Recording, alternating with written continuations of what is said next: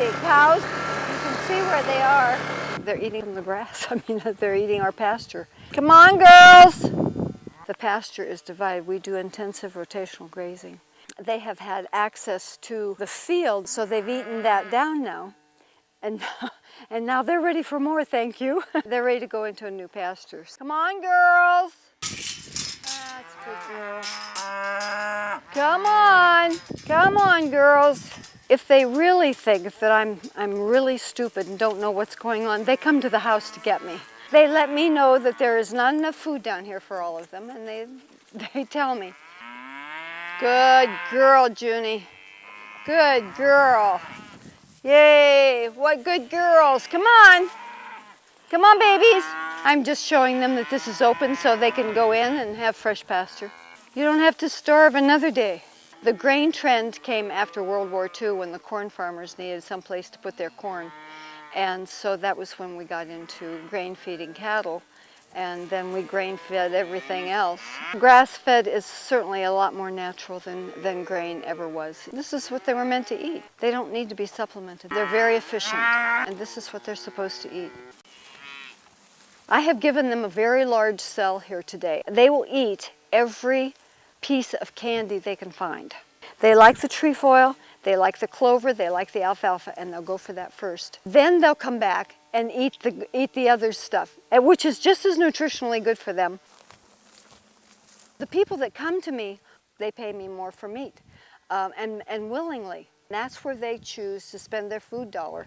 Usually because they have done some research, they already know about grass-fed. When we started, there was not much of a movement around at all, but just in the last year, people are reading and people are becoming aware of what good meat this is. Rumen, their digestive system is set up for grass. When you put them on grain, you change it and you get rid of a lot of their natural bacteria, and you have a lot more disease that you're having to deal with.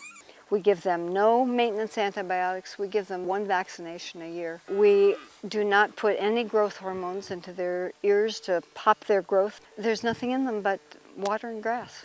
That's it. The fat that comes from grass-fed beef is a good kind of fat. It's not a cholesterol-building fat. Beef, pork, lamb, anything that's grain-fed, it sets up a different kind of fat. It sets up mostly omega-6s instead of the grass, which is your omega-3s. That's good fat. That's the stuff that your brain needs to work and your body needs to work. That is what the doctors call good cholesterol versus the bad cholesterol. The other reason I don't like it is that for every day on grain, the animal's meat loses 3% of its vitamin E. It is much healthier, it is much better for you. It's clean. When I sell meat to a customer, they are getting the meat from one animal. And my butcher kills one animal at a time. When you buy a pound of hamburger in the grocery store, you are getting meat from as many as 20 different animals. You'd never know which one of them is going to have E. coli. And how would you ever trace it? How would you ever get back to it?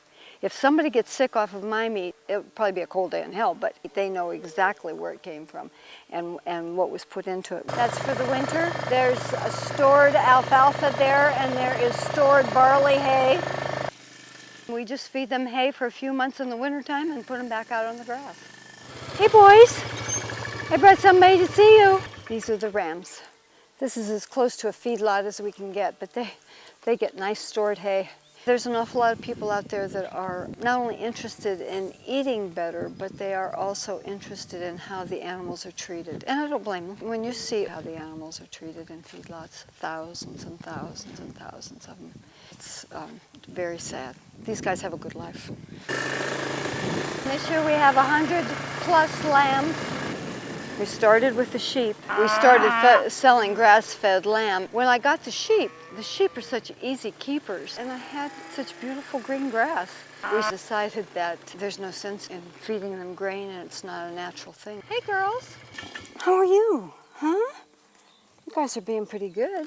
These animals came from the marshes in England, and they are just very easy keepers. So there's no reason to go to the expense of feeding them grain. When We came here, this bank along the fence line here was absolutely head tall with weeds. No more weeds. When we let the sheep out in the spring on the fresh grass, the first thing they go for are the weeds. So there must be a great deal of nutrition in the weeds. So we don't use herbicides at all or pesticides. I have to tell you that the people who raise a monoculture, for example, the people behind me who have nothing but alfalfa in their field, that's a monoculture. They have a problem with pests. Actually, we don't have any pests. I think they eat them. We are not certified organic. All of our methods are pretty much organic, but the organic people come in and take a cut of your money for certification, plus the fact that they can be on your property at any time. So we chose not to go organic, but will not find cleaner meat anywhere. It's a natural choice when you acquire a natural product. This is about as close to nature as you're going to get here. And so we wanted people to know that. And we invite anybody to come to the farm at any time. And a number of our customers have come to visit. That helps us get to know them too. Every email to one of my customers, I put on here, know your producer. It's important because you have someplace you can go back to. You know how that person is raising their meat. You know what goes into that animal's mouth. I want them to know who they're dealing with. I talk to each and every one of them at least once. We are always open to visitors. We just like to know when they're going to come so that we can tie the dogs up.